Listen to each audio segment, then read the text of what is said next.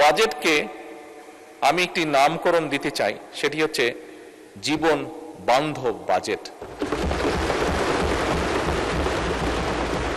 আমরা 18ই ফেব্রুয়ারি থেকে যখন এই সংসদ শুরু করলাম, আমরা তারপর থেকে বিভিন্ন চড়াই উতরাই পেরিয়ে আমরা আজকে এখানে এসেছি। আমরা উভয় পক্ষ, এবং আমাদের মধ্যে বিভিন্ন বিষয়ে আলোচনা হয়েছে, আমাদের মধ্যে বিভিন্ন বিষয়ে ঐক্যমত হয়েছি, আমরা আমাদের মধ্যে বিভিন্ন বিষয়ে দ্বিমত হয়েছে।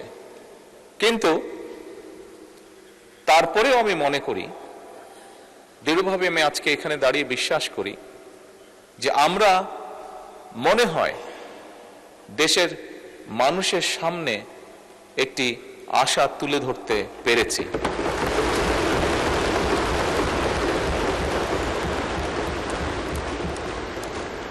সম্মানিত বিরোধী দলীয় নেতা ওনার বক্তব্যে একটি কথা বলেছেন, খুব স্বাভাবিকভাবে আমরা যদি সকলে একমতই হতাম তাহলে তো একজন ব্যক্তি কথা বললেই হতো, সবার বিভিন্ন বিষয়ে আলোচনা করা প্রয়োজন হতো না। আমরা বিভিন্ন বিষয়ে আলোচনা করেছি, আমরা মতামত এক্সচেঞ্জ করেছি, ওপিনিয়ন এক্সচেঞ্জ করেছি আমরা, কিন্তু তারপরেও আমার মনে হয় ধীরে ধীরে আমরা জাতির সামনে মনে হয় একটি আশার আলো তুলে ধরতে সক্ষম হয়েছে।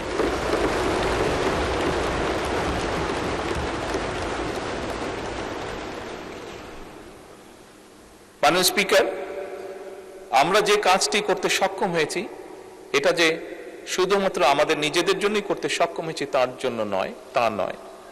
আমি মনে করি এটিতে সবচেয়ে বড় যদি ক্রেডিট দিতে হয় তাহলে এই দেশের সাধারণ মানুষ যারা আছে, এই দেশের নাগরিক যারা আছে, 20 কোটি মানুষ, তাদের প্রত্যেককে এই ক্রেডিটটা দেওয়া উচিত। কারণ তাদের সহযোগিতার কারণেই আজকে আমরা উভয় পক্ষ এখানে বসে সুন্দরভাবে আলোচনা করে দেশকে একটি সামনের দিকে নিয়ে যাবার পথ হয়তো তৈরি করতে পারছি। মাননীয় স্পিকার, এখানে প্রত্যেকটি মানুষ, দেশের বিবেকবান প্রত্যেকটি মানুষ, প্রত্যেকটি শ্রেণী পেশার মানুষ ওয়াকিফাল আছেন যে কি প্রেক্ষাপটে যখন 5ই আগস্ট ঘটেছিল তখন দেশের রাজনৈতিক অবস্থা, দেশের সামাজিক অবস্থা, দেশের অর্থনীতি, দেশের শিক্ষা, স্বাস্থ্য, যাই বলি না কেন, একটি দেশকে ঘিরে প্রত্যেকটি কি শোচনীয় অবস্থায় ছিল। সেখান থেকে পর্যায়ক্রমিকভাবে আমরা দেশে একটি গণতান্ত্রিক অবস্থা তৈরি করতে সক্ষম হয়েছি, যেখানে সংসদে বসে প্রত্যেকটি সদস্য, রাজনৈতিক দলের সদস্যই হোক, ইন্ডিপেন্ডেন্ট বা স্বতন্ত্র সদস্যই হোক না কেন, প্রত্যেকটি সদস্য বসে সিভিলাইজড ওয়েতে, সভ্যভাবে আমরা দেশের মানুষের স্বার্থ নিয়ে আলোচনা করছি এবং সিদ্ধান্ত গ্রহণ করছি। আমরা সেজন্যই আমি সকলকে আবার আন্তরিকভাবে ধন্যবাদ জানাতে চাই। মাননীয় স্পিকার, স্বাভাবিকভাবেই দেশের আইন কানুন, রাষ্ট্র ব্যবস্থা, সরকার ব্যবস্থা, সংসদীয় ব্যবস্থা, যেভাবে যেটাই বলি না কেন, আজকে যে কারণে আমরা সকলে এখানে একত্রিত সেটি হচ্ছে বাজেট উপস্থাপন। খুব স্বাভাবিকভাবেই রাষ্ট্র ব্যবস্থায় বাজেট একটি অত্যন্ত গুরুত্বপূর্ণ বিষয়। মাননীয় স্পিকার, সংসদের সময় অত্যন্ত মূল্যবান। আমরা দেশের অতীত, বর্তমান, ভবিষ্যৎ নিয়ে অনেক আলোচনা করেছি, অনেক বক্তব্য রেখেছি। অতীত কি হয়েছে, ভালো মন্দ কি হয়েছে, আমি সেই ডিবেটে আর যাব না। আমাদেরকে অবশ্যই সামনে চলতে হবে, আমাদেরকে অবশ্যই,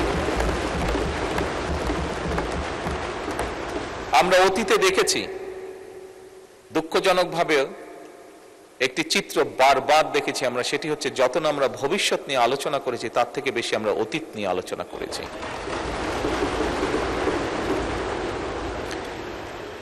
মাননীয় স্পিকার, আমি মনে করি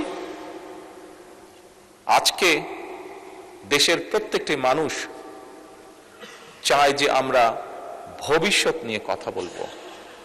সেজন্যই মাননীয় স্পিকার, এই যে বাজেট সেশন, এই বাজেট সেশনকে বিশেষ করে যেহেতু আমি সরকারি দলের সদস্য, সেই জন্য আজকে আমরা যে বাজেট উপস্থাপন করছি, এই বাজেটকে আমি একটি নামকরণ দিতে চাই, সেটি হচ্ছে জীবন বান্ধব বাজেট।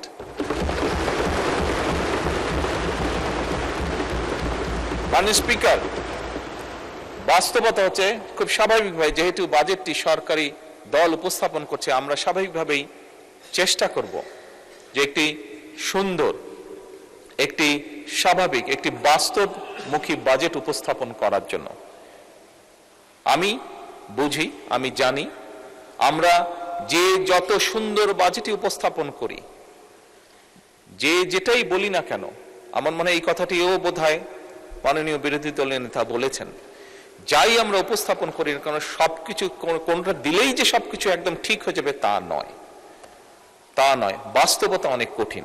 তারপরে বিভিন্ন বিষয় বিবেচনা করে মাননীয় স্পিকার, যে বাজেটটি আমরা এখানে উপস্থাপন করেছি সেটি অবশ্যই আমরা চেষ্টা করেছি আমাদের সর্বোচ্চ দিয়ে, আমাদের সর্বোচ্চ বুদ্ধি, বিবেক, জ্ঞান দিয়ে আমরা চেষ্টা করেছি এমন একটি বাজেট উপস্থাপন করতে, যেই বাজেটটি শ্রেণী পেশা, সমাজের সকল মানুষ কিছুটা হলেও যাতে কিছুটা হলেও স্বস্তির শ্বাস ফেলতে পারে। মাননীয় স্পিকার,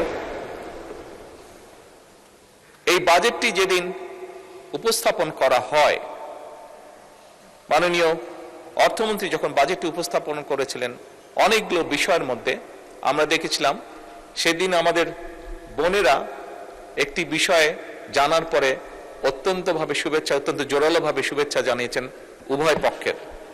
সেটা হচ্ছে যে নিত্য প্রয়োজনীয় যেসব জিনিস আছে, নিত্য প্রয়োজনীয় বলতে যা আমরা সাধারণত বুঝে থাকি, এরকম 61 পণ্যের উপর বলা যায় সম্পূর্ণভাবে আগে যা ট্যাক্স ছিল সেগুলো প্রত্যাহার করে নেওয়া হয়েছিল।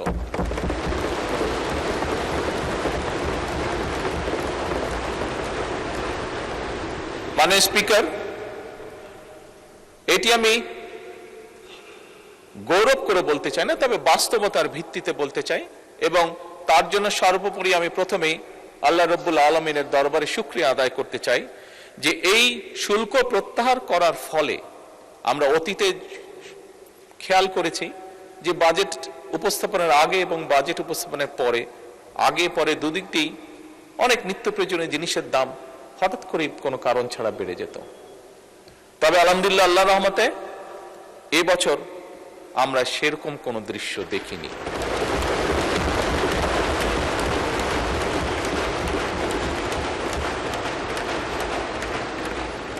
মাননীয় স্পিকার, একটি রাজনৈতিক দল হিসেবে, একটি রাজনৈতিক সরকার হিসেবে আমরা মনে করি আমাদের জনগণের প্রতি যে দায়িত্ব, তার একটু হলেও আমরা হয়তো পূরণ করতে সক্ষম হয়েছি, কিছুটা হলেও আমরা জনগণকে রিলিফ দিতে পেরেছি।